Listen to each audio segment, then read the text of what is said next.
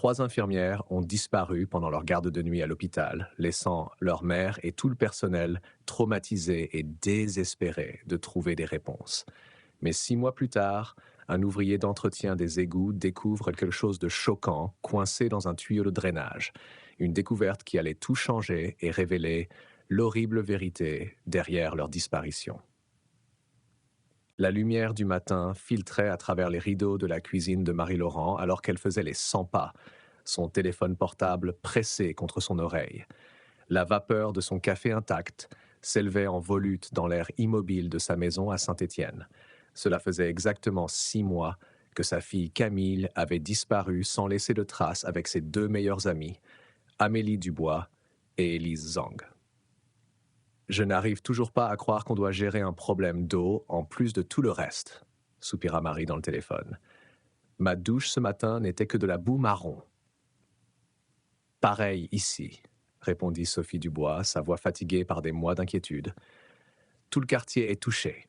Le docteur Claire Zhao a dû annuler ses rendez-vous matinaux à la clinique parce qu'ils ne peuvent pas stériliser correctement le matériel. Le docteur Claire Zhao, la 3e mère sur le rappel à 3, prit la parole. L'administrateur de l'hôpital m'a appelé à 4 heures du matin à ce sujet. Quelque chose à propos d'un blocage majeur dans le système municipal. Les travaux publics y travaillent depuis hier soir. Les 3 femmes avaient formé un lien indéfectible depuis la disparition de leur fille. Avant cela, elles n'étaient que des connaissances occasionnelles par l'amitié de leur fille. Mais le chagrin et l'incertitude les avaient transformées en un système de soutien dont aucune ne pouvait désormais imaginer se passer. Leurs enfants, les 3 jeunes infirmières, avaient été inséparables depuis qu'elles avaient toutes obtenu un emploi à l'hôpital général de la Loire après l'école d'infirmières. Camille était devenue infirmière diplômée au service de dermatologie et de chirurgie plastique. Amélie travaillait en pédiatrie et Élise avait trouvé sa vocation dans l'agitation des urgences. Différents services, différents horaires, mais elles trouvaient toujours du temps l'une pour l'autre. Le commandant Roche a promis qu'il appellerait s'il y avait du nouveau, rappela Claire. La police n'a pas arrêté de chercher. Comme invoqué par la mention de son nom, le téléphone de Marie vibra avec un appel entrant. Elle éloigna l'appareil de son oreille et vérifia l'écran. Commandant Vincent Roche, lut-elle à voix haute, son cœur s'accélérant immédiatement. Je dois prendre cet appel. Attendez. Elle passa rapidement à l'autre appel, ses doigts tremblants. Commandant, y a-t-il des nouvelles? Madame Laurent? La voix grave du commandant résonna dans la ligne, tendue. Il y a eu un développement significatif dans l'affaire. C'est lié au problème d'eau qui affecte votre quartier. Les genoux de Marie fléchirent et elle s'agrippa au bord du comptoir de sa cuisine pour se soutenir. Qu'est-ce que c'est? Les avez-vous trouvés? Je ne peux pas expliquer par téléphone, répondit le commandant Roche. J'ai besoin que vous veniez sur les lieux. Pouvez-vous amener les autres? Madame Dubois et le docteur Zhao. Cela pourrait être lié à leurs enfants aussi. Je suis en ligne avec elle en ce moment, dit Marie, sa voix montant dans les aigus. Nous viendrons immédiatement. Où êtes-vous? Nous sommes dans le parc industriel, plus précisément sur le site d'entretien des égouts dans le district de la Plaine, dit-il. Je vous enverrai l'emplacement exact par texto. Venez dès que possible. Après que le commandant eut raccroché, Marie repassa rapidement à l'appel avec ses amis. C'était le commandant Roche, annonça-t-elle, la voix tremblante. Il dit qu'il y a une mise à jour importante dans l'affaire et c'est lié au problème d'eau. Il veut qu'on le rejoigne dans le parc industriel du district de la Plaine, sur le site d'entretien des égouts. Les égouts? Répéta Sophie, la confusion évidente dans sa voix. Qu'est-ce que ça pourrait avoir à voir avec nos filles? Je ne sais pas, répondit Marie, attrapant déjà ses clés de voiture sur le crochet près de la porte. Mais il avait l'air urgent. Il envoie l'emplacement exact sur mon téléphone. Je pars maintenant, dit Claire avec décision. Je vous retrouve là-bas. L'appel se termina et Marie se précipita vers sa voiture, son esprit bouillonnant de possibilités. L'air matinal était frais contre sa peau alors qu'elle s'installait sur le siège du conducteur. Son téléphone vibra avec un message texte du commandant Roche contenant un point de localisation. Elle le partagea rapidement avec Sophie et Claire, puis le saisit dans son GPS et sortit de son allée. Le trajet de 20 minutes jusqu'au parc industriel sembla durer des heures. Les phalanges de Marie étaient blanches sur le volant alors qu'elle naviguait dans la circulation matinale de Saint-Étienne. Lorsqu'elle arriva enfin à l'emplacement, elle vit plusieurs véhicules de police et un camion des travaux publics garés autour de ce qui semblait être un site d'excavation. Une bande de scènes de crime jaune délimitait une large zone où des ouvriers en combinaison étaient rassemblés autour d'un gros tuyau déterré du sol. En garant sa voiture et en descendant, Marie aperçut Sophie qui se garait à côté d'elle. Elles échangèrent un regard inquiet avant de marcher ensemble vers la scène. Claire arriva quelques instants plus tard, les rejoignant au bord de la zone délimitée. Le commandant Vincent Roche, un homme grand aux tempes grisonnantes et aux yeux perpétuellement fatigués, les repéra et leur fit signe d'approcher. Il souleva la bande pour qu'elle passe dessous. « Merci d'être venu si vite », dit-il gravement. « Il y a quelque chose que vous devez voir. » Il les conduisit plus près, là où plusieurs officiers photographiaient des objets disposés sur le sol boueux. En s'approchant, le souffle de Marie se coupa. Étendus sur le sol se trouvaient 3 ensembles de tenues d'infirmières, une rose, une bleue et une verte, accompagnées de paires de chaussures d'infirmières blanches. Elles étaient couvertes de boue et tachées de ce qui ressemblait de manière inquiétante à du sang, mais elles étaient incontestablement du type porté par le personnel hospitalier. « Mon Dieu !» murmura Sophie, sa main volant à sa bouche. Le commandant Roche fit un geste vers un ouvrier des égouts à proximité. « Monsieur Dubois, ici, enquêtait sur la cause du refoulement d'eau qui affecte votre quartier depuis hier soir. Quand son équipe a localisé le blocage et a commencé à le dégager, ils ont trouvé ceci. » L'ouvrier, un homme d'âge moyen en combinaison éclaboussée de boue, hocha la tête solennellement. « Je n'ai jamais rien vu de tel en 20 ans de métier. » Les uniformes étaient tous soigneusement enveloppés avec du ruban chirurgical et du fil d'acier, formant une boule qui s'est coincée dans le tuyau de jonction principal. Cela a causé un refoulement massif jusqu'au district hospitalier. Le commandant Roche se tourna vers les 3 mères. « Nous devons savoir si vous reconnaissez ces objets. Pourraient-ils appartenir à vos filles ?» Marie s'avança la première, les jambes tremblantes. Elle s'approcha de la bâche, s'agenouillant soigneusement à côté des tenues roses. La taille semblait correcte et il y avait une petite épingle sur le col, un symbole de dermatologie en argent que Camille portait toujours. « C'est à Camille, confirma-t-elle, sa voix à peine plus qu'un murmure. Elle portait toujours des tenues roses en dermatologie. Et ce sont ses chaussures. » Sophie s'approcha de l'ensemble bleu. Celles d'Amélie sont bleues. Les infirmières en pédiatrie portent du bleu à l'hôpital général de la Loire. Ses doigts planaient au-dessus du tissu, sans le toucher, mais en l'identifiant. Il y a l'écusson papillon qu'elle a cousu sur la poche. C'est le sien. Claire, avec le détachement clinique qui venait parfois de sa formation médicale, examina la tenue verte. Le personnel des urgences porte du vert. C'est la taille d'Élise et ce sont définitivement ses chaussures. Elle avait fait ajouter des semelles à prise en caoutchouc à cause des sols glissants du service des urgences. Le commandant Roche fit un signe de tête à un technicien médico-légal qui installait du matériel sous une tente à proximité. « Nous allons effectuer des tests ADN préliminaires ici même. Si vous pouvez attendre quelques minutes, nous aurons une confirmation initiale. » Les mères furent conduites vers un véhicule de police où elles purent s'asseoir pendant que l'équipe médico-légale travaillait. L'attente était insoutenable, chaque femme perdue dans ses propres pensées. Marie fixait le site d'excavation, regardant d'autres officiers photographier le tuyau et la zone environnante.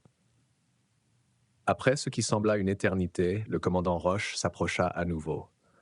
Son expression en disait long avant même qu'il ne parle. « Les tests préliminaires confirment.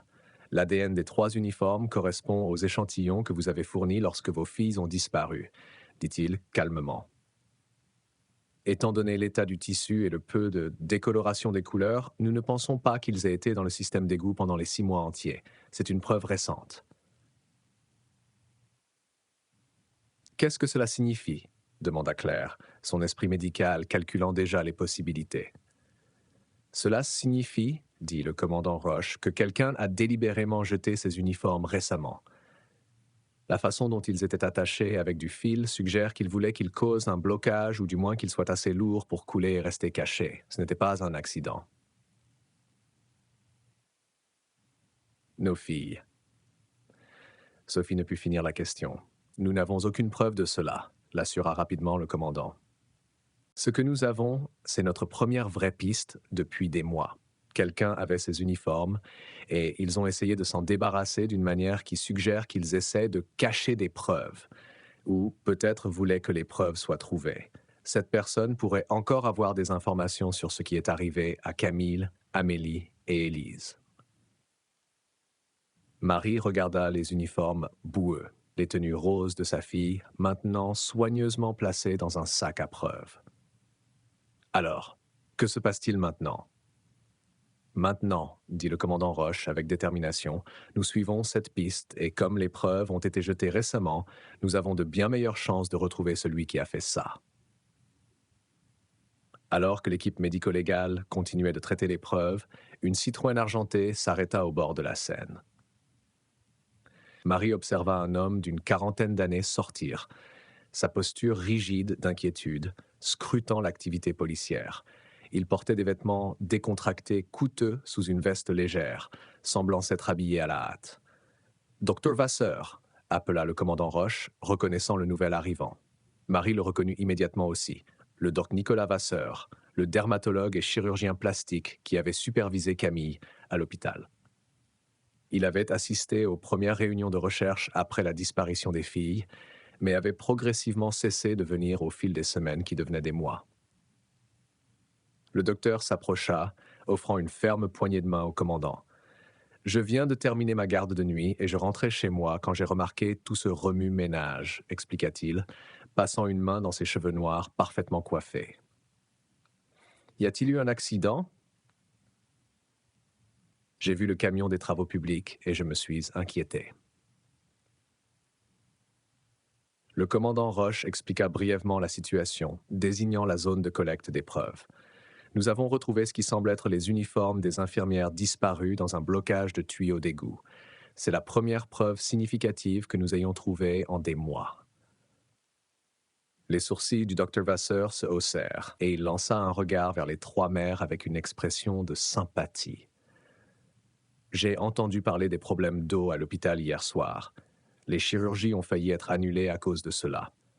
Son regard se posa sur les sacs à preuves chargés dans un fourgon de police. Ce sont leurs uniformes? Oui, confirma Marie, observant attentivement sa réaction. Les roses de Camille, de votre service. Quelque chose passa sur le visage du docteur, de l'inquiétude peut-être, ou quelque chose de plus profond. L'infirmière Camille était exceptionnelle, dit-il doucement, la meilleure assistante que j'ai jamais eue en chirurgie plastique. Son attention aux détails était inégalée. Il se tourna vers le commandant Roche. « Que se passe-t-il maintenant? Cela change-t-il l'enquête?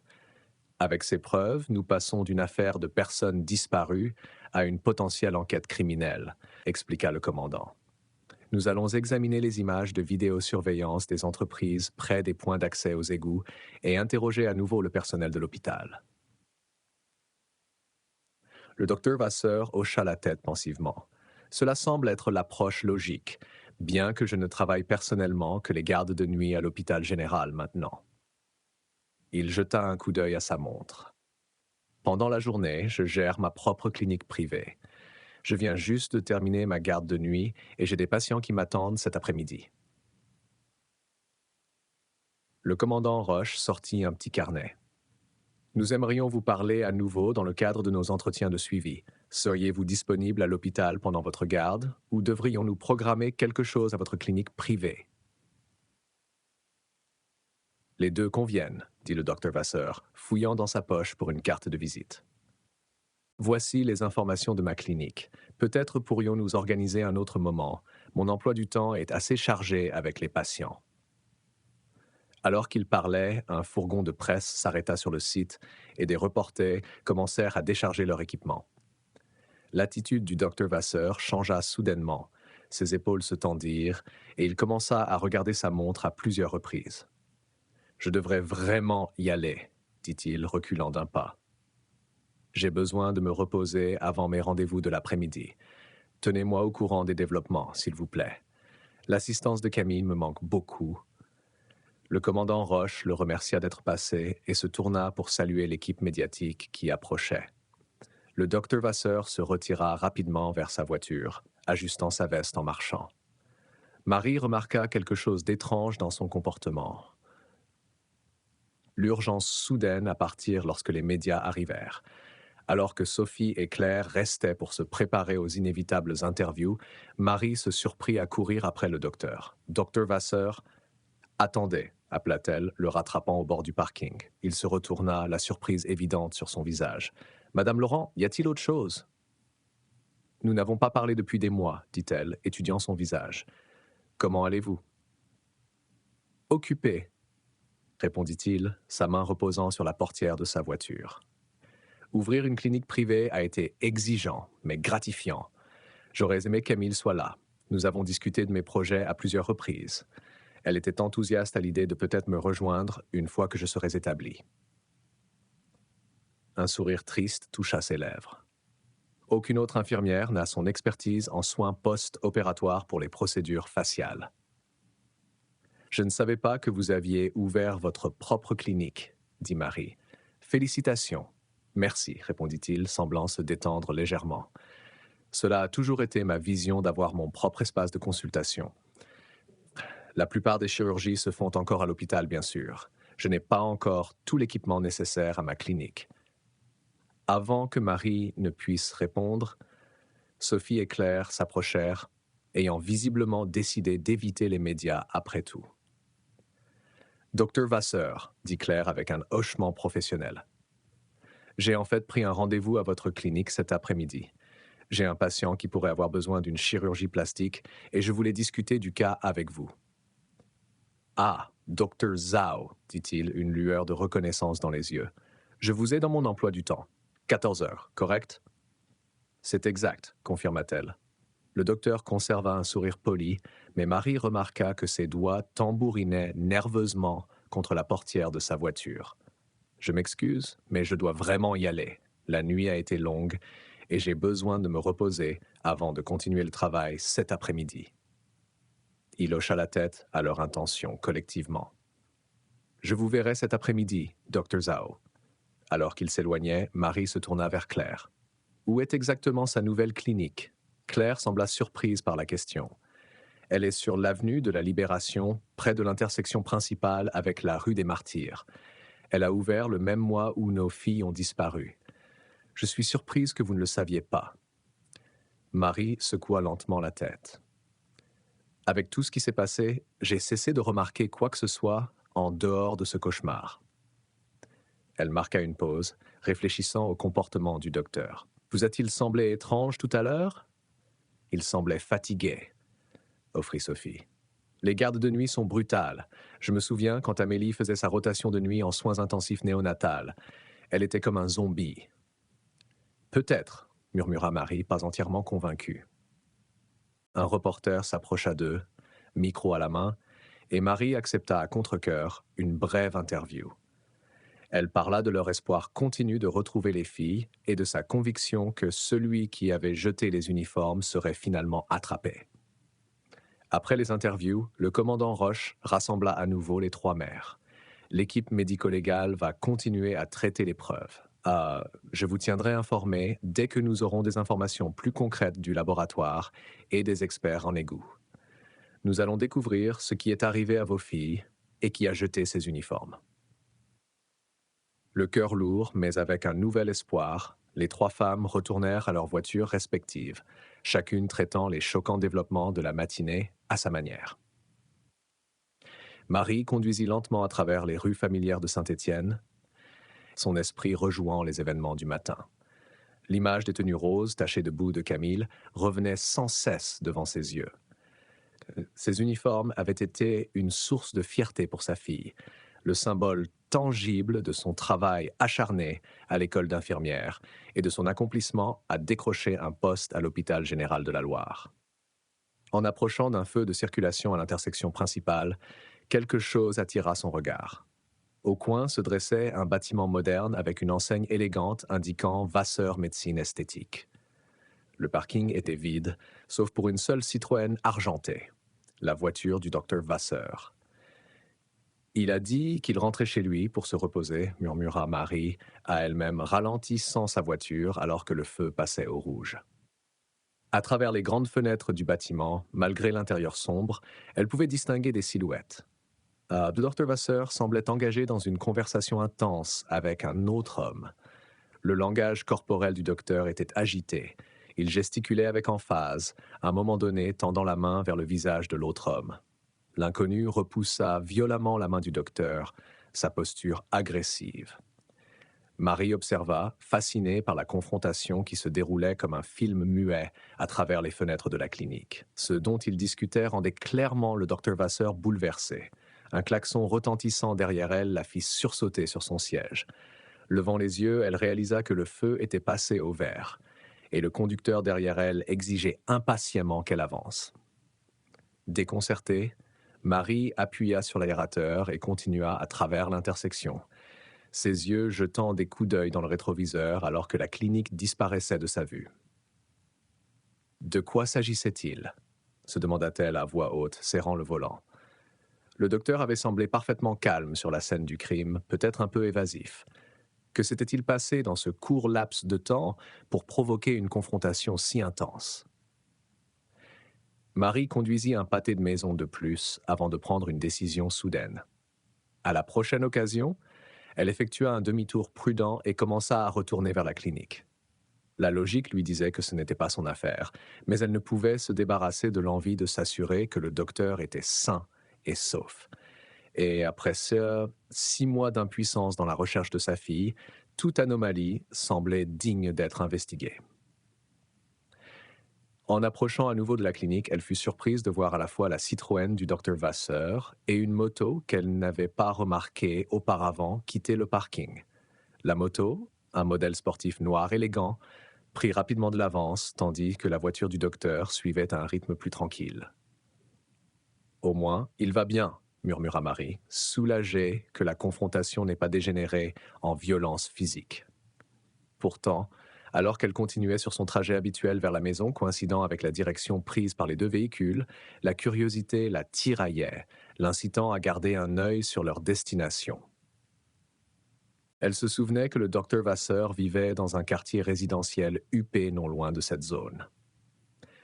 Des années auparavant, lorsque Camille avait commencé à travailler dans son service, il y avait eu une célébration chez lui après une chirurgie particulièrement difficile qui s'était bien passée. Marie avait déposé Camille à la maison, une pièce maîtresse architecturale moderne avec de grandes fenêtres et une pelouse parfaitement entretenue. Elle se rappelait avoir récupéré Camille plus tard ce soir-là et avoir accidentellement été témoin d'un moment entre sa fille et le docteur. Il lui avait fait un clin d'œil malicieux, faisant rougir Camille. Pendant des semaines après, Camille avait semblé entichée, bien qu'elle ait refusé d'en discuter avec sa mère. Finalement, ce qu'il y avait eu semblait s'être dissipé, et Camille était redevenue elle-même. Maintenant, en suivant à une distance discrète, Marie remarqua que le docteur Vasseur ne prenait pas le virage vers son quartier. Au lieu de cela, il continua tout droit, finissant par se garer sur le parking de Fournitures Médicales Pro, un magasin destiné aux professionnels de la santé. La moto avait pris de l'avance, tournant dans une rue latérale plus petite que Marie savait mener aux abords de la ville. Il y avait une vieille station de lavage de voitures sur cette rue, mais la moto l'avait dépassée sans s'arrêter. Marie ralentit sa voiture, regardant dans la rue latérale. Quel intérêt quelqu'un aurait-il là-bas ? La zone était largement non développée, avec seulement quelques bâtiments éparpillés qui avaient connu des jours meilleurs. « C'est ridicule », se dit-elle fermement, serrant le volant. « Je ne suis pas détective ou espionne. Je suis juste une mère inquiète qui commence à voir des liens là où il n'y en a probablement pas. » Avec une profonde inspiration, elle continua son chemin vers la maison, déterminée à se reposer avant de discuter des découvertes du matin avec Sophie et Claire plus tard. Cependant, en conduisant, elle ne pouvait se débarrasser du sentiment que le docteur Vasseur n'était pas entièrement honnête à propos de quelque chose. Le trajet vers la maison la fit passer devant l'hôpital où Camille avait travaillé. L'hôpital général de la Loire se dressait haut et imposant contre le ciel de midi, ses fenêtres réfléchissant la lumière du soleil. Quelque part dans ce bâtiment, sa fille avait passé d'innombrables heures à soigner des patients, à tisser des amitiés avec Amélie et Élise et à travailler aux côtés du docteur Vasseur. Quelque chose s'était-il passé là-bas qui avait conduit à leur disparition? Marie s'était posé cette question d'innombrables fois au cours des 6 derniers mois. Aujourd'hui était la première fois qu'ils avaient trouvé un indice significatif, et il avait littéralement été extrait des égouts sous la ville.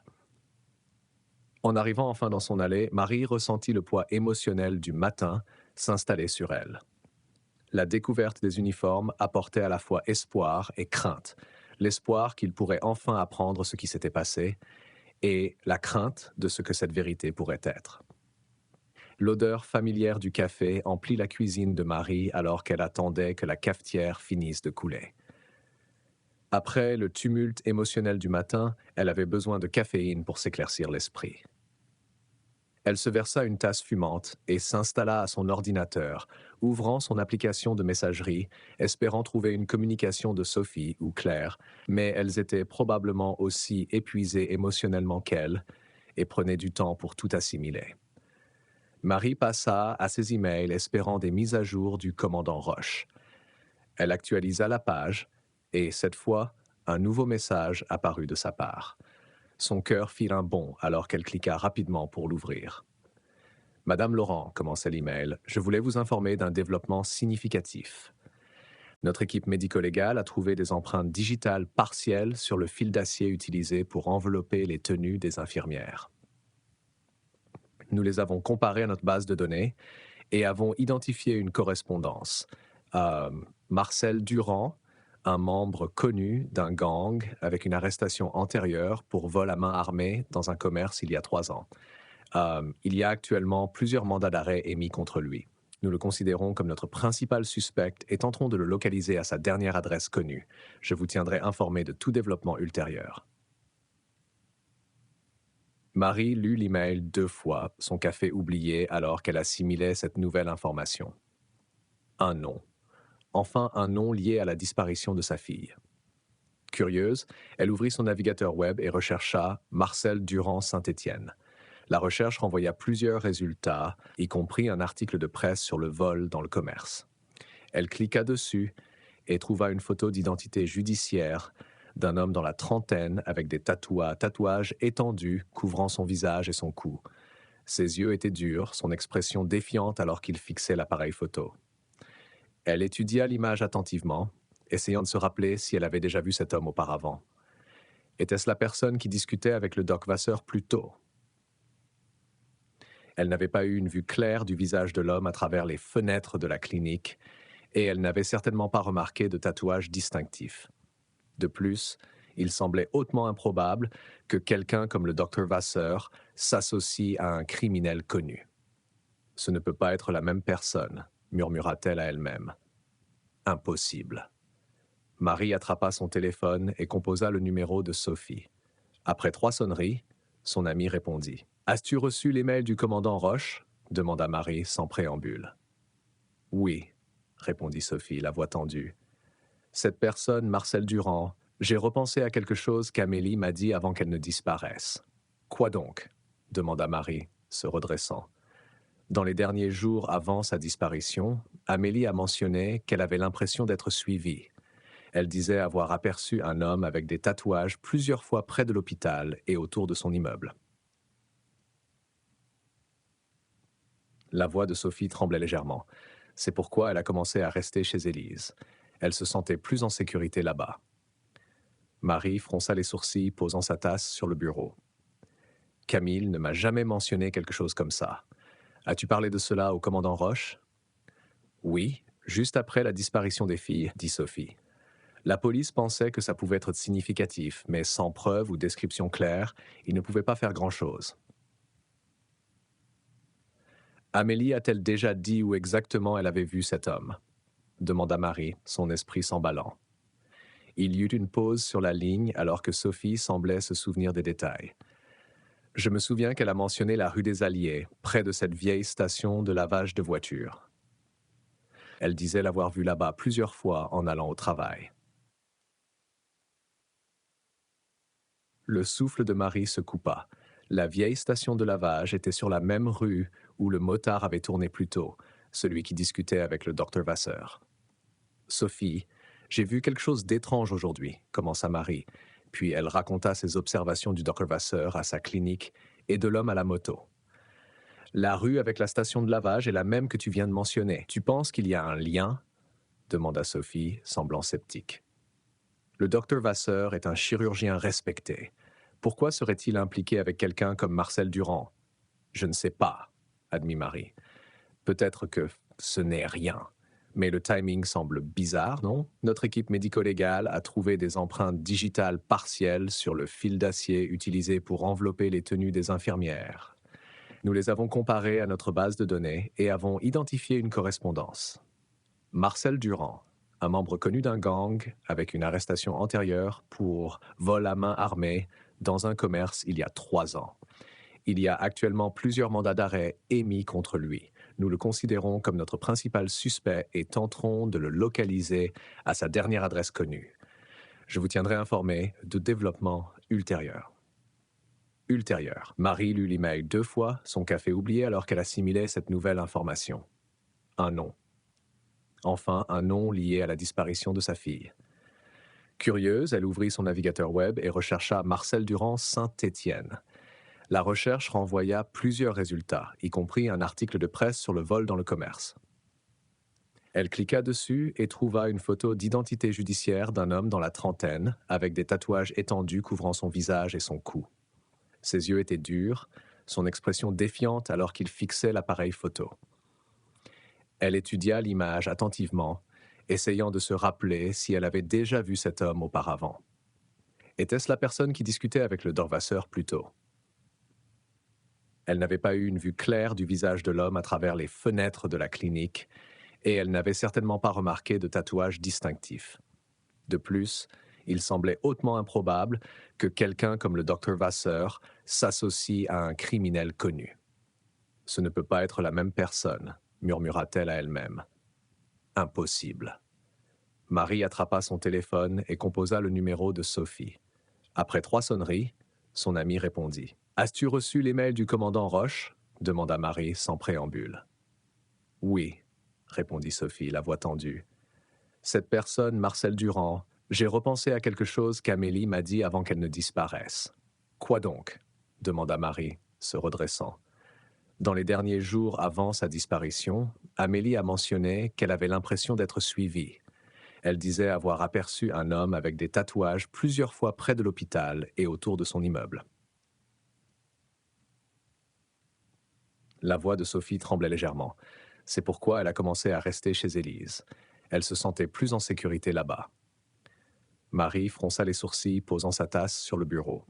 « Camille ne m'a jamais mentionné quelque chose comme ça. As-tu parlé de cela au commandant Roche ?»« Oui, juste après la disparition des filles, » dit Sophie. La police pensait que ça pouvait être significatif, mais sans preuve ou description claire, ils ne pouvaient pas faire grand-chose. Amélie a-t-elle déjà dit où exactement elle avait vu cet homme? Demanda Marie, son esprit s'emballant. Il y eut une pause sur la ligne alors que Sophie semblait se souvenir des détails. Je me souviens qu'elle a mentionné la rue des Alliés, près de cette vieille station de lavage de voitures. Elle disait l'avoir vue là-bas plusieurs fois en allant au travail. Le souffle de Marie se coupa. La vieille station de lavage était sur la même rue où le motard avait tourné plus tôt, celui qui discutait avec le docteur Vasseur. « Sophie, j'ai vu quelque chose d'étrange aujourd'hui, » commença Marie, puis elle raconta ses observations du docteur Vasseur à sa clinique et de l'homme à la moto. « La rue avec la station de lavage est la même que tu viens de mentionner. Tu penses qu'il y a un lien? » demanda Sophie, semblant sceptique. Le docteur Vasseur est un chirurgien respecté. Pourquoi serait-il impliqué avec quelqu'un comme Marcel Durand? Je ne sais pas, admit Marie. Peut-être que ce n'est rien, mais le timing semble bizarre, non? Les uniformes apparaissent dans les égouts ce matin, et puis le docteur Vasseur réapparaît soudainement pour être surpris dans une dispute animée à sa clinique après avoir dit qu'il rentrait se reposer. Peut-être devrions-nous en parler au commandant Roche de ce que tu as vu, suggéra Sophie.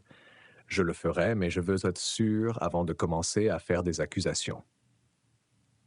Marie hésita, puis continua. Au fait, savais-tu que Claire a un rendez-vous avec le docteur Vasseur cet après-midi à sa clinique? Oui, elle l'a mentionné. Quelque chose à propos d'une consultation pour un patient. Je pense que je pourrais y aller avec elle, décida Marie, juste pour voir la clinique par moi-même. Tu commences à avoir l'air un peu paranoïaque, dit doucement Sophie. Le docteur Vasseur a travaillé avec Camille pendant des années. Il a assisté aux réunions de recherche au début. Ça, pourquoi deviendrait-il soudainement suspect?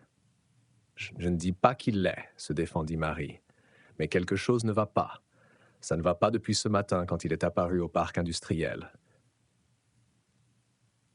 Il y eut une longue pause avant que Sophie ne parle à nouveau. Je fais confiance à ton instinct, Marie. Tu as toujours été plus perspicace que moi. Fais juste attention à ne pas voir des liens qui n'existent pas juste parce que nous sommes désespérés de trouver des réponses. Je sais, soupira Marie. Peut-être que je vois des choses qui ne sont pas là. Mais après 6 mois de rien, je ne peux pas ignorer même la moindre possibilité. Je comprends, dit doucement Sophie. Tiens-moi au courant de ce que tu découvres. Je pense que je vais rester à la maison et me reposer aujourd'hui. Ce matin m'a beaucoup épuisé. Après avoir mis fin à l'appel, Marie composa le numéro de Claire ensuite.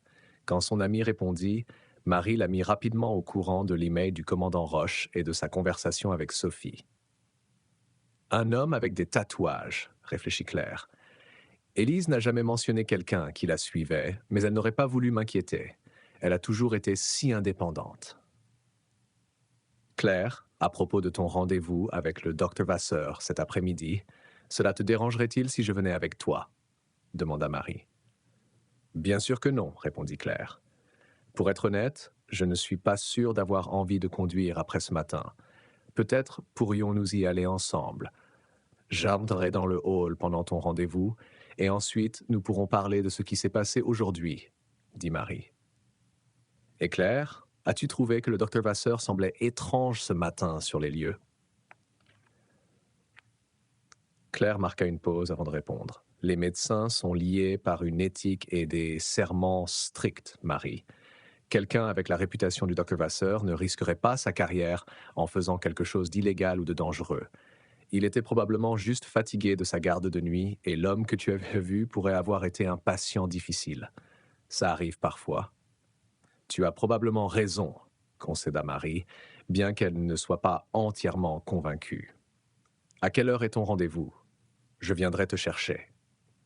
14 heures. Et Marie, essaie de ne pas trop t'inquiéter. Le commandant Roche a maintenant une piste solide. Laisse-le faire son travail. Après avoir raccroché, Marie s'adossa à sa chaise, faisant défiler distraitement de vieilles photos de Camille sur son téléphone. Le visage souriant de sa fille dans ses tenues roses, bras dessus, bras dessous avec Amélie et Élise, à leur remise de diplôme de l'école d'infirmière. Les 3 jeunes femmes étaient pleines d'espoir et d'ambition ce jour-là, excitées de commencer leur carrière à l'hôpital général de la Loire. Elle s'arrêta sur une photo de groupe d'une collecte de fonds hospitalière il y a 8 mois. À l'arrière-plan, légèrement flou mais reconnaissable, se trouvait le docteur Vasseur, observant les 3 infirmières avec une expression indéchiffrable. Les avait-il toujours observées? Et si oui, pourquoi? Les heures passèrent lentement, alors que Marie faisait des recherches sur Marcel Durand, ne trouvant que peu de choses au-delà de son dossier d'arrestation et de quelques mentions dans des articles de presse locaux. Elle était tombée dans un terrier de spéculation et de pensées excessives lorsque l'alarme de son téléphone sonna, lui rappelant qu'il était temps d'aller chercher Claire pour le rendez-vous. Jetant un coup d'œil à l'horloge, elle réalisa qu'elle devait partir immédiatement. Elle attrapa son sac à main et ses clés de voiture, verrouillant la maison derrière elle. Le trajet jusqu'à la maison de Claire ne prit que 10 minutes, et son amie l'attendait déjà dehors lorsqu'elle arriva. Des nouvelles du commandant Roche, demanda Claire en s'installant sur le siège passager. Rien de nouveau, répondit Marie, s'éloignant du trottoir. As-tu parlé à Sophie? Brièvement, elle se repose chez elle. Claire tripotait la sangle de son sac à main. Ce rendez-vous, c'est pour un patient avec de graves cicatrices faciales dues à une brûlure. J'ai essayé de trouver le bon spécialiste, et le docteur Vasseur est l'un des meilleurs de la région. Je comprends, dit Marie, naviguant dans la circulation de l'après-midi. La vie professionnelle doit continuer même à travers tout cela. Elles arrivèrent à Vasseur Médecine Esthétique 15 minutes avant l'heure du rendez-vous.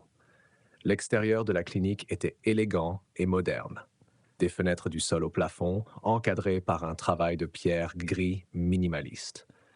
Le parking comptait maintenant plusieurs voitures, contrairement à plus tôt où seule la Citroën du docteur était présente.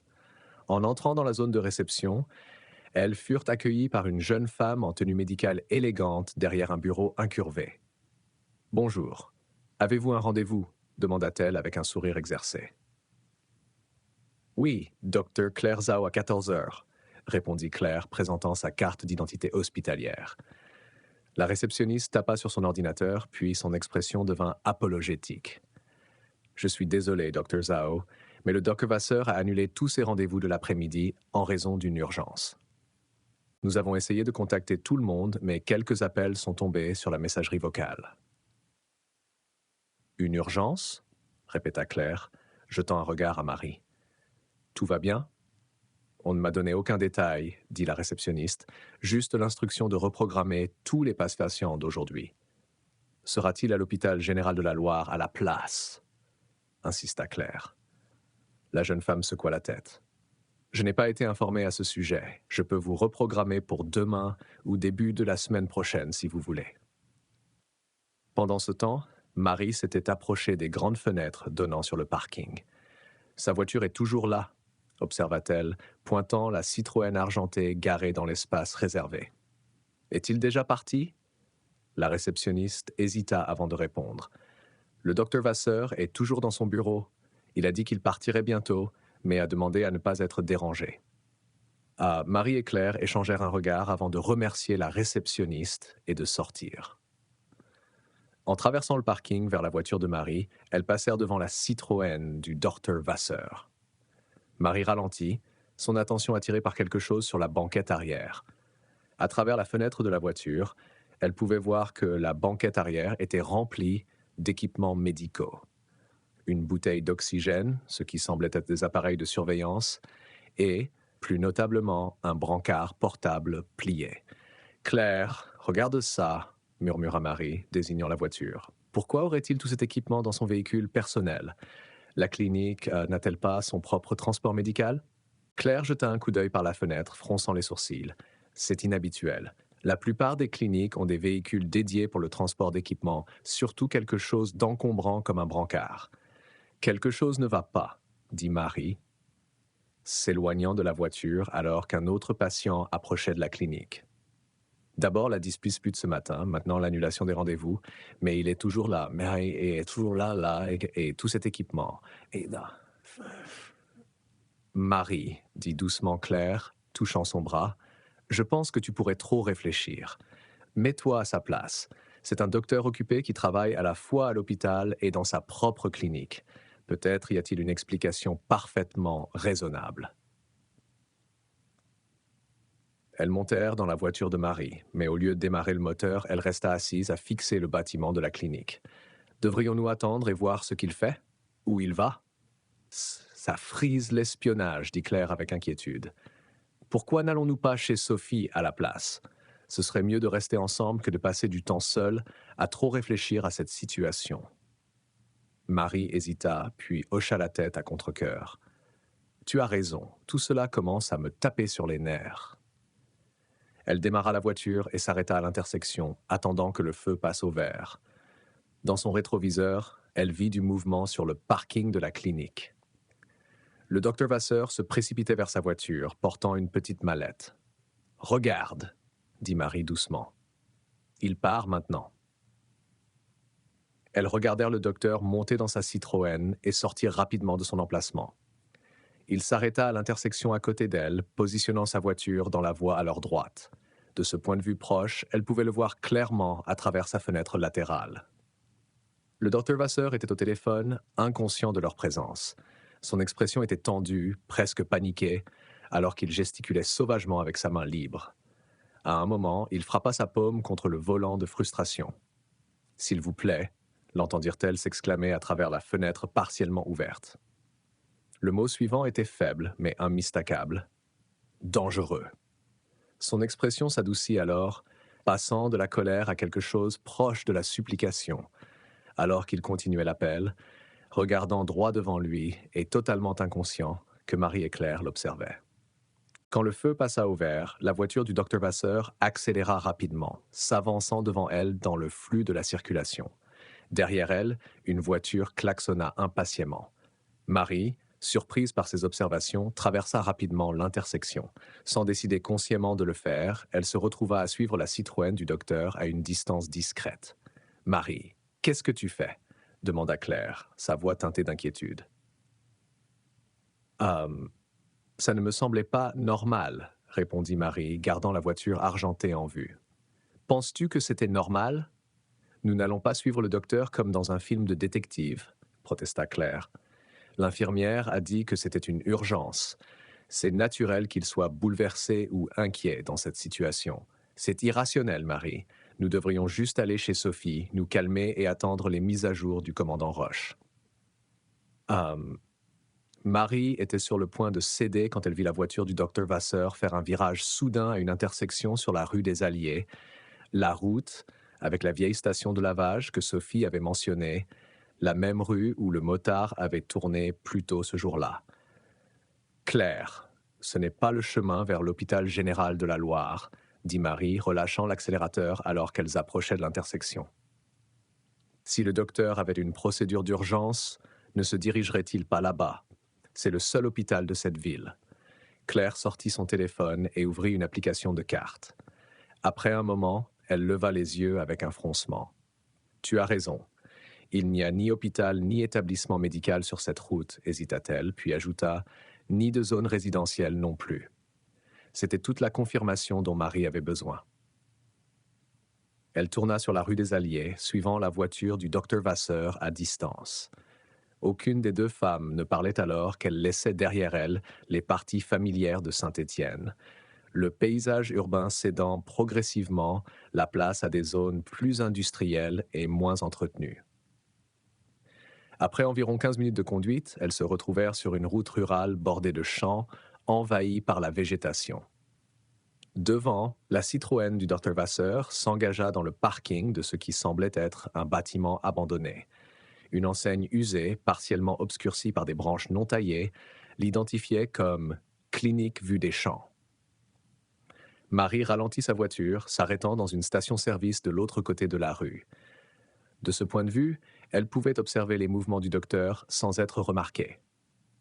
La moto noire qu'elles avaient vue plus tôt était déjà garée près de l'entrée du bâtiment. « C'est la même moto », murmura Marie, comme si le docteur pouvait les entendre de l'autre côté de la rue. Le docteur Vasseur commençait à décharger l'équipement de sa voiture, faisant des allers-retours répétés dans le bâtiment délabré. Les fenêtres de la clinique étaient couvertes de poussière et de crasse, et des parties de son extérieur montraient des signes d'un long abandon.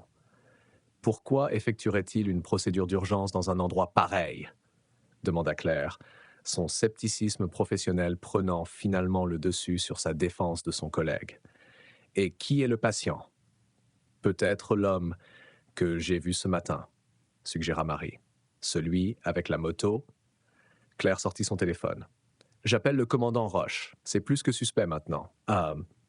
Alors que Claire passait l'appel, Marie sortit son propre téléphone et commença à enregistrer une vidéo du docteur transportant l'équipement dans le bâtiment. Elle envoya la vidéo au commandant Roche et aussi à Sophie, avec leur emplacement. Sophie répondit presque immédiatement. Quel type de moto est-ce? Amélie a mentionné avoir vu une moto distinctive qui la suivait. Marie chercha rapidement en ligne des modèles de motos similaires à celles garées devant la clinique abandonnée. Une fois qu'elle l'eut identifiée, elle envoya l'information à Sophie. C'est celle-là, répondit Sophie. C'est la moto qu'Amélie a décrite. Je n'y avais pas beaucoup pensé à l'époque. Claire termina son appel avec le commandant et se tourna vers Marie. Ils envoient des unités immédiatement. Le commandant Roche dit de rester dans la voiture et de ne pas approcher le bâtiment sous aucun prétexte. A-t-il semblé nous croire ? Demanda Marie avec anxiété. Il n'a pas du tout remis en question, répondit Claire. En fait, il semblait presque s'attendre à quelque chose comme ça. Peut-être avait-il déjà des soupçons sur le docteur Vasseur. Elles s'installèrent pour attendre, observant la clinique abandonnée pour tout mouvement supplémentaire. Les minutes s'étirèrent en ce qui semblait des heures, bien que le téléphone de Marie indiquât que seulement 15 minutes s'étaient écoulées depuis l'appel de Claire. Le lointain hurlement des sirènes brisa le silence de l'après-midi. Marie et Claire échangèrent un regard de soulagement alors que 3 voitures de police apparaissaient à l'horizon, gyrophares clignotants. Les véhicules s'arrêtèrent devant la clinique abandonnée avec précision, les officiers se déployant immédiatement en position tactique autour du bâtiment. Le commandant Roche émergea du véhicule de tête, identifiant rapidement la voiture de Marie de l'autre côté de la rue. Il courut vers elle, son expression grave. « Vous allez bien tous les deux » demanda-t-il alors qu'elle sortait de la voiture. « Nous allons bien » assura Marie. « Nous avons juste suivi le docteur Vasseur ici et vous avons appelé dès que nous avons réalisé que quelque chose n'allait pas. »« Vous avez bien fait, » dit-il, jetant un coup d'œil vers la clinique. « Nous enquêtions sur le docteur Vasseur depuis ce matin. Après avoir trouvé ses tenues, nous avons examiné les journaux d'accès de l'hôpital des 6 derniers mois. Il y avait des irrégularités avec l'utilisation de son badge, des zones où il n'aurait pas dû accéder, des moments où il n'était pas censé travailler. »« Vous le suspectiez » demanda Claire, incrédule. « Pourquoi ne nous l'avez-vous pas dit ?»« Je ne pouvais pas. »« Pas sans preuve, » expliqua le commandant Roche. « Le docteur Vasseur est très respecté dans cette communauté. Faire des accusations sans preuve aurait été irresponsable. » Un tumulte à la clinique attira leur attention. Les officiers encerclaient le bâtiment, armes dégainées. À travers un haut-parleur, un officier ordonnait aux occupants de sortir avec les mains visibles. « J'ai besoin que vous restiez ici, toutes les deux », ordonna fermement le commandant Roche. « C'est maintenant une opération de police active. » Il se précipita pour rejoindre son équipe, laissant Marie et Claire observer anxieusement depuis le parking de la station-service. Quelques minutes plus tard, la porte de la clinique s'ouvrit. Le docteur Nicolas Vasseur sortit en premier, les mains levées au-dessus de la tête. Son apparence impeccable de plus tôt avait disparu. Sa chemise était froissée, ses cheveux œil-feu, ébouriffés, et son expression un mélange de défi et de résignation. Derrière lui venait un autre homme, plus grand, plus musclé, avec de légères marques sur son visage et ses mains qui, même de loin, ressemblaient à des restes de tatouages, partiellement effacés par brûlure ou traitement au laser. Marie réalisa que ce devait être Marcel Durand. Les officiers menottèrent rapidement les 2 hommes, les conduisant vers des véhicules de police séparés. Le commandant Roche s'approcha du docteur Vasseur, lui parlant intensément un moment avant que le docteur ne soit placé dans une voiture. Puis, quelque chose d'inattendu se produisit. D'autres officiers émergèrent du bâtiment, accompagnant cette fois 3 femmes frêles qui étaient soigneusement aidées vers des ambulances qui venaient d'arriver. Même de l'autre côté de la rue, Marie les reconnut immédiatement. « Mon Dieu !» haleta-t-elle, saisissant le bras de Claire. « C'est elle. Ce sont nos filles. » Sans réfléchir, elles coururent toutes les deux à travers la rue, ignorant l'officier qui tenta de les arrêter.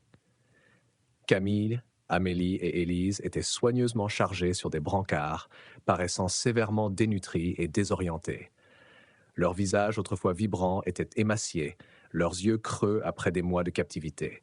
« Camille !» cria Marie, tendant la main vers celle de sa fille. Les yeux de Camille, d'abord flous, enregistrèrent lentement une reconnaissance. « Maman !» murmura-t-elle, sa voix éraillée par le manque d'usage. Un ambulancier intervint doucement. « Madame, nous devons les emmener à l'hôpital immédiatement. Elles sont gravement déshydratées et dénutries. » Le commandant Roche apparut aux côtés de Marie. « Elles sont vivantes, Madame Laurent, toutes les 3. Nous les emmenons à l'hôpital général de la Loire maintenant. Comment les avez-vous trouvés si vite? Demanda Claire, des larmes coulant sur son visage alors qu'elle regardait sa fille être chargée dans une ambulance. Une fois que nous avons pénétré dans le bâtiment, ce n'était pas difficile, expliqua le commandant. Elles étaient retenues dans ce qui est autrefois la salle d'isolement de la clinique. Marie sortit son téléphone avec des mains tremblantes et appela Sophie. « Sophie, ils les ont trouvées. Elles sont vivantes. Nous sommes à l'ancienne clinique Vue des Champs, mais ils emmènent les filles à l'hôpital général de la Loire. Rejoins-nous là-bas. » Ouais, le cri de joie de Sophie fut audible même pour le commandant Roche, qui hocha la tête avec compréhension. « Vous pouvez suivre les ambulances jusqu'à l'hôpital. Je vous retrouverai là-bas après avoir sécurisé la scène. » Alors qu'elle se précipitait vers la voiture de Marie, elle pouvait voir des équipes médico-légales arriver, prêtes à fouiller la clinique abandonnée à la recherche de preuves. Le commandant Roche coordonnait déjà les officiers, les dirigeant vers différentes zones de la propriété. Marie démarra sa voiture avec des mains tremblantes, s'engageant pour suivre les ambulances qui transportaient maintenant leur fille. Alors qu'elle conduisait, Claire rappela Sophie, la mettant au courant du peu qu'elle savait. Le commandant Roche a dit qu'ils ont arrêté le docteur Vasseur et un autre homme. Ce doit être Marcel Durand, expliqua Claire. Ils ont trouvé les filles à l'intérieur de l'ancienne clinique. Elles sont vivantes, Sophie. Elles sont vraiment vivantes. Alors qu'elle suivait les ambulances vers l'hôpital général de la Loire, Marie essayait de comprendre ce qui venait de se passer. Après 6 mois d'incertitude angoissante, d'imaginer les pires scénarios possibles, sa fille était vivante, blessée, traumatisée, mais vivante. Le trajet jusqu'à l'hôpital semblait à la fois interminable et instantané. Lorsqu'elles arrivèrent enfin, le service des urgences se préparait déjà pour les patients entrants. Les ambulances s'arrêtèrent dans la baie et les équipes médicales se précipitèrent pour les accueillir, transférant efficacement les 3 jeunes femmes sur des brancards en attente. Marie et Claire furent dirigées vers une zone d'attente privée où Sophie les rejoignit quelques minutes plus tard, essoufflée d'avoir couru. Les 3 mères s'enlacèrent, leur soulagement et leur joie mêlés d'inquiétude pour l'état de leur fille. Le médecin a dit qu'ils viendront nous donner des nouvelles dès qu'ils les auront évaluées, expliqua Marie, essuyant les larmes de ses yeux. Elles sont gravement dénutries, mais elles sont vivantes. Que s'est-il passé? Pourquoi le docteur Vasseur les a-t-il prises? Demanda Sophie, serrant la main de Marie. Je ne sais pas encore, admit Marie. Le commandant Roche a dit qu'il expliquera tout quand il arrivera. En attendant, le personnel hospitalier venait régulièrement vérifier leur état, offrant de l'eau et des paroles rassurantes. La nouvelle que les infirmières disparues avaient été retrouvées s'était rapidement répandue dans l'hôpital, et de nombreux membres du personnel, certains ayant travaillé avec les jeunes femmes, se rassemblaient dans le couloir à l'extérieur, anxieux d'avoir des nouvelles de leurs collègues. Quelques heures plus tard, le commandant Roche arriva accompagné de 2 officiers. Son visage montrait la tension de la journée, mais il y avait une satisfaction indéniable dans ses yeux alors qu'il s'approchait des 3 mères. « Elles sont en train d'être stabilisées », les informa-t-il. « Les médecins disent qu'elles se rétabliront physiquement avec du temps et des soins appropriés. »« Pouvons-nous les voir ?» demanda Sophie avec empressement. « Bientôt, promit-il. L'équipe médicale travaille encore avec elles, mais ils m'ont assuré que vous pourrez entrer dès que possible. »« Que s'est-il passé avec nos filles, commandant ?» demanda Marie, la question qu'elles attendaient toutes d'avoir une réponse. « Pourquoi le docteur Vasseur les a-t-il prises ?» Le commandant Roche désigna les chaises vides. « Vous devriez vous asseoir. C'est une histoire compliquée et nous en reconstituons encore certaines parties. » Une fois qu'elles furent toutes assises, le commandant Roche commença à expliquer ce que la police avait appris grâce à l'interrogatoire initial du docteur Vasseur et de Marcel Durand. D'après ce que nous avons recueilli jusqu'à présent, le docteur Vasseur a engagé Marcel Durand par un contact criminel pour se débarrasser des 3 infirmières, expliqua-t-il, la voix grave. Il voulait qu'elles disparaissent discrètement, définitivement. Mais pourquoi? demanda Claire, horrifiée. C'est là que ça se complique, continua le commandant. Selon Durand, il était censé les tuer, mais il n'a pas pu aller jusqu'au bout. Au lieu de cela, il les a retenues captives dans la clinique abandonnée que nous avons découverte appartenait auparavant au père du docteur Vasseur avant sa fermeture il y a 15 ans. Donc, elles ont été là tout ce temps demanda Sophie, la voix tremblante. Le commandant Roche hocha la tête solennellement. Dans une aile scellée qui était autrefois la salle d'isolement. Elles ont été maintenues dans des conditions extrêmement mauvaises, gravement dénutries et négligées médicalement. Cependant, elles ont été gardées en vie. Mais pourquoi Marcel Durand les a-t-il gardées en vie s'il était engagé pour les tuer? Questionna Marie. Pour faire levier, expliqua le commandant. Durand a plusieurs mandats en cours, en plus du vol dans le commerce. Il a exigé que le docteur Vasseur effectue une chirurgie de reconstruction faciale illégale pour l'aider à échapper à la justice. Il croyait qu'un nouveau visage lui donnerait un nouveau départ, une identité propre. Et le docteur Vasseur a refusé, supposa Claire, ses connaissances médicales l'aidant à comprendre la situation. Exactement, confirma le commandant Roche. Le docteur Vasseur a temporisé pendant des mois, prétendant qu'il n'avait pas l'équipement stérile ou les anesthésiques dans sa clinique privée et que réaliser la chirurgie à l'hôpital les exposerait tous les deux. Selon Durand, le docteur lui a dit « Je ne risquerai pas tout pour un voyou comme vous. » Donc les uniformes dans les égouts commença Marie. C'était Durand qui envoyait un message, expliqua le commandant. Il était furieux d'être mené en bateau. Il a pris les uniformes des infirmières là où il les avait stockés, les a enveloppés avec du fil et du ruban chirurgical et les a jetés dans une toilette industrielle à la clinique abandonnée, qui est connectée au système d'égout principal. Il voulait faire pression sur le docteur Vasseur pour qu'il effectue la chirurgie en menaçant d'exposer ce qu'ils avaient fait. Et cela a causé le blocage qui nous a conduit à trouver les uniformes, réalisa Sophie. Correct, dit le commandant Roche.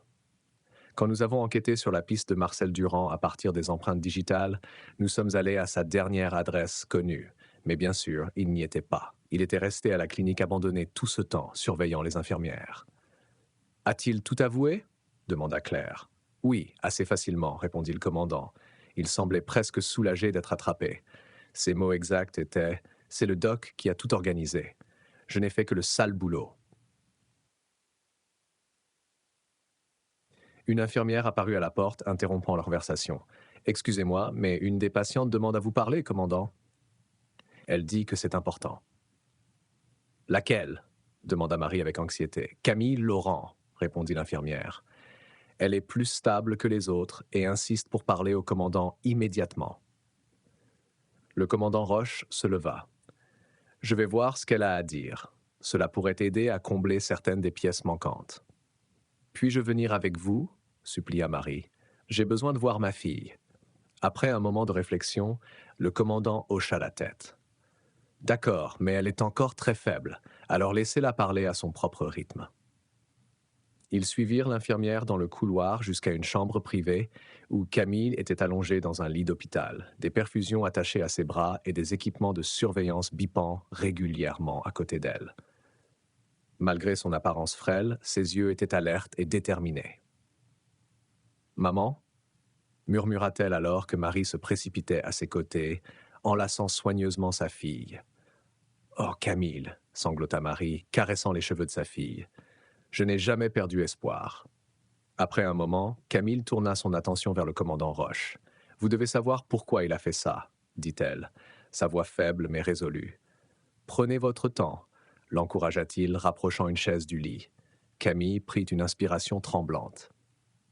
Le docteur Vasseur falsifiait les dossiers des patients et les demandes d'assurance.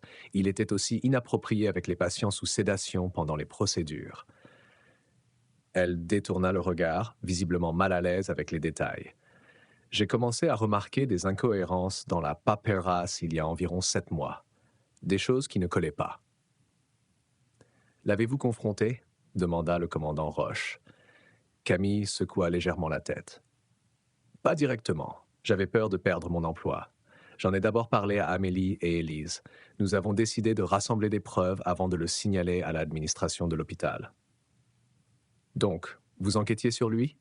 Réalisa Marie, serrant doucement la main de sa fille. Nous étions prudentes, ou du moins, nous pensions l'être, continua Camille. Mais il a dû le découvrir d'une manière ou d'une autre. Une nuit, après notre garde, nous marchions toutes vers nos voitures dans le garage de l'hôpital quand une camionnette s'est arrêtée. La dernière chose dont je me souviens, c'est quelqu'un mettant quelque chose sur mon visage. Le commandant Roche hocha la tête, prenant des notes. Cela correspond à ce que nous apprenons. Le docteur Vasseur ne pouvait pas risquer que sa réputation soit détruite, alors il a engagé Durand pour éliminer la menace. Amélie va bien? Et Élise? Demanda Camille avec anxiété. Elles sont en traitement, assura Marie. Elles vont s'en sortir, tout comme toi. Dans le couloir à l'extérieur, ils pouvaient entendre du remue-ménage alors que plus de personnel hospitalier se rassemblait. La nouvelle que les infirmières disparues avaient été retrouvées s'étant rapidement propagée. Une autre infirmière apparut à la porte. « Excusez-moi, commandant, la fille du docteur Zhao est réveillée maintenant et demande à vous parler aussi. » Le commandant Roche hocha la tête. « Je serai là tout de suite. » Il se tourna vers Camille. « Merci pour ces informations. Cela va nous aider à construire un dossier solide contre le doc Vasseur. »« Il y a une chose de plus, » dit Camille, sa voix s'affaiblissant avec la fatigue. « L'homme qui nous a gardé Marcel n'était pas aussi cruel qu'il aurait pu l'être. Il nous apportait de la nourriture et de l'eau. Il a même apporté des médicaments en cachette quand Élise a développé une infection. Je pense qu'il était aussi piégé, à sa manière. » Le commandant Roche réfléchit à cela. Sa coopération pourrait lui valoir une certaine considération lors de la sentence, mais il fera face à des accusations graves pour sa part dans tout cela. En quittant la chambre de Camille pour vérifier l'état des autres jeunes femmes, le personnel hospitalier s'approcha avec des questions et des offres de soutien. Des caméras de presse s'étaient déjà rassemblées à l'extérieur de l'hôpital et des journalistes tentaient d'obtenir des déclarations de toute personne entrant ou sortant du bâtiment. Le commandant Roche se tourna vers Marie. « Je dois vérifier l'état des autres victimes et ensuite coordonner avec mon équipe à la clinique. Il fouille aussi le bureau du docteur Vasseur ici à l'hôpital, cherchant des preuves d'autres crimes qu'il aurait pu commettre au fil des années. » Sophie s'approcha d'eux depuis le couloir, le visage strié de larmes de joie. Amélie est réveillée. Elle me demande. Marie enlaça son amie. « Va la voir. Je serai avec Camille. » Alors que Sophie se précipitait vers la chambre de sa fille, Claire les rejoignit, son attitude professionnelle contenant à peine son état émotionnel. « L'état d'Élise s'améliore, rapporta-t-elle. Les médecins disent qu'elle aura besoin d'une thérapie physique intensive, mais elle se rétablira. » « Elles se rétabliront toutes, dit Marie avec conviction. Ce sont des survivantes, toutes les trois. La nouvelle du sauvetage se répandit rapidement à travers Saint-Étienne. Alors que la soirée tombait, une petite foule de sympathisants se rassembla à l'extérieur de l'hôpital, tenant des bougies dans une veillée spontanée de soutien aux 3 jeunes infirmières qui avaient tant enduré. À l'intérieur, Marie retourna dans la chambre de Camille, rapprochant une chaise du lit de sa fille. Elle tenait doucement la main de Camille, regardant sa fille s'endormir paisiblement pour la première fois en 6 mois. Les jours suivants apportèrent une fleurie d'activités à l'hôpital général de la Loire. Les 3 jeunes infirmières furent transférées dans une aile sécurisée où elles pouvaient récupérer ensemble leur chambre adjacente pour offrir du réconfort dans leur expérience partagée tout en permettant des soins individuels. Leur récupération physique prendrait du temps. Des mois de malnutrition avaient gravement affecté leur corps. Mais c'était la guérison psychologique qui s'avérerait le plus grand défi.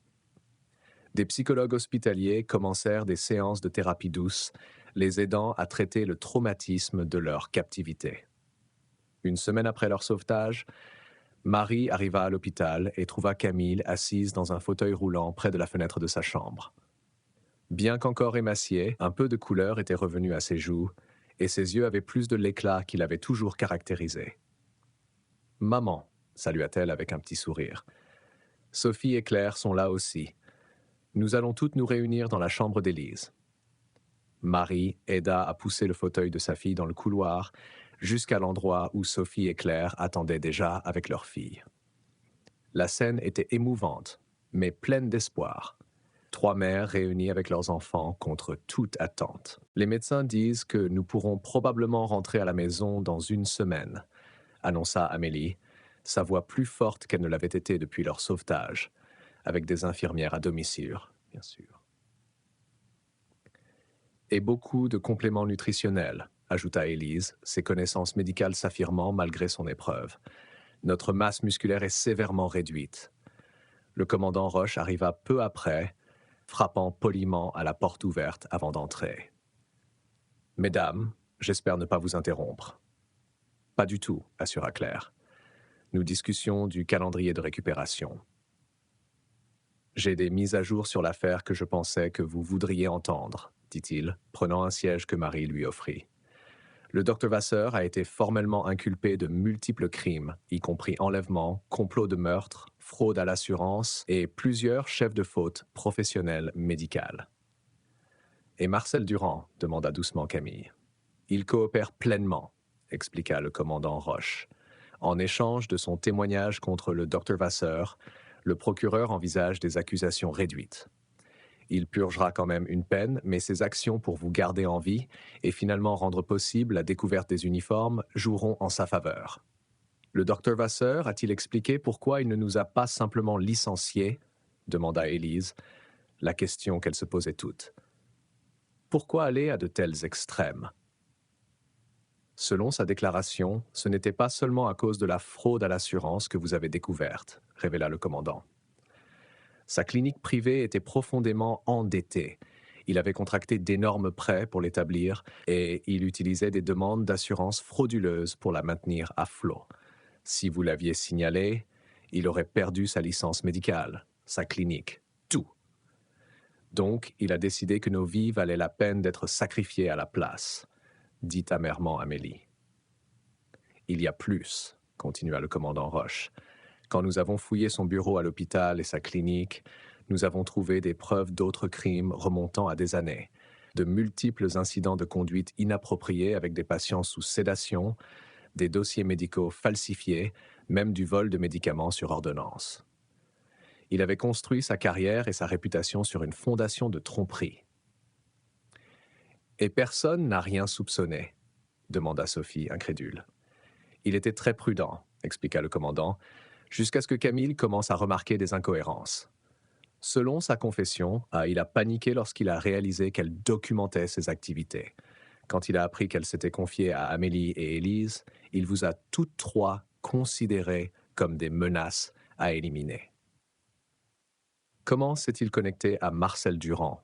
Se demanda Marie. Par un ancien patient qui avait des liens criminels, dit le commandant Roche. Durand était désespéré de changer d'apparence pour éviter les mandats en cours.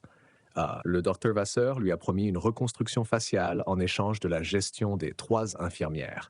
Mais une fois l'acte accompli, le docteur a continué à repousser la chirurgie, invoquant diverses excuses. La conversation s'interrompit alors qu'une infirmière entrait pour vérifier les patientes, ajustant les perfusions et enregistrant les signes vitaux.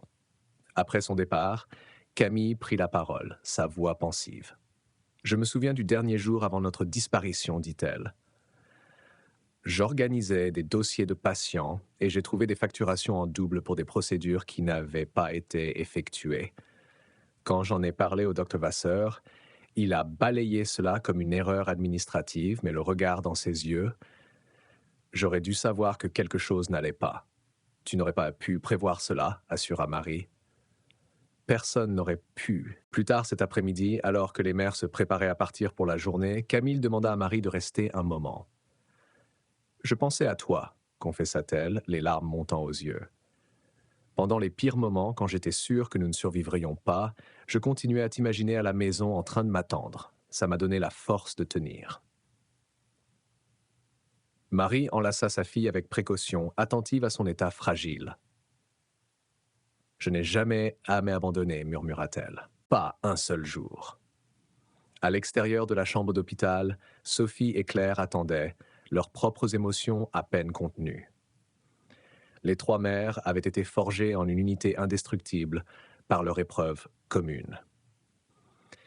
Tout comme leurs filles avaient puisé de la force l'une dans l'autre pendant leur captivité, l'administrateur de l'hôpital leur a offert de reprendre leur poste, partagea Claire. Quand elles seront prêtes à retourner au travail. Penses-tu qu'elles le feront? Demanda Marie, jetant un coup d'œil vers la chambre où Camille se reposait maintenant. Je ne sais pas, admit Sophie, mais quoi qu'elles décident, elles auront notre soutien. En traversant les couloirs de l'hôpital vers la sortie, elles passèrent devant le service de dermatologie et de chirurgie plastique où Camille avait autrefois travaillé aux côtés du docteur Vasseur. Le personnel là-bas était discret, encore en train de digérer la trahison de leur ancien collègue. Dehors, le soleil du soir projetait de longues ombres sur les terrains de l'hôpital. Les camions des médias étaient encore là, bien que la frénésie initiale ait diminué à mesure que l'histoire passait des nouvelles de dernière minute à une couverture continue. Les trois mères s'arrêtèrent, regardant en arrière le bâtiment où leur fille était enfin en sécurité. « Je continue de penser à quel point nous sommes passés près de ne jamais les retrouver, » dit doucement Marie. « Si ces uniformes n'avaient pas bloqué ce tuyau, si tu n'avais pas remarqué le comportement étrange du docteur Vasseur, ajouta Claire. Si le commandant Roche n'avait pas relié les points si rapidement, conclut Sophie. Elles restèrent silencieuses un moment, chacune réfléchissant à la série d'événements qui avaient conduit au sauvetage de leur fille. Le chemin vers la guérison serait long et difficile, mais le cauchemar de l'incertitude était terminé. « Même heure demain ?» demanda Marie, bien qu'elle connaisse déjà la réponse. Sophie et Claire hochèrent la tête à l'unisson et les trois femmes se séparèrent, chacune rentrant chez elle pour se préparer à une autre journée de soutien à la récupération de leur fille, une tâche qu'elles affronteraient ensemble, tout comme elles avaient affronté les longs mois de recherche.